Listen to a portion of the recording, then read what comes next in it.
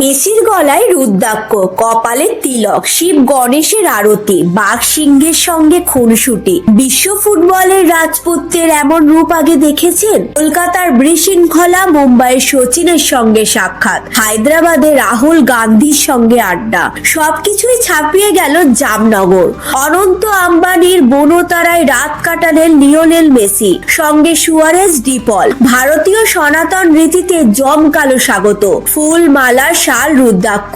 গণেশ, শিব, হনুমানের পুজোয় মাথা ঠেকিয়ে প্রণাম করলেন মেসি। কখনো হাতির সুর ছুঁয়ে হাসি, কখনো সিংহের সামনে নির্ভীক মেসি। রয়্যাল বেঙ্গল টাইগার দেখে চোখে বিস্ময়। বন্যপ্রাণ সংরক্ষণে ভারতের উদ্যোগে মুগ্ধ বিশ্ব ফুটবলের মহাতারকা। সিংহদের ডেরায় নাম রাখা হলো লিওনেল মেসির। কথায় বনতারা অসাধারণ। মনটা ভরে গেল। আমরা আবার আসবো।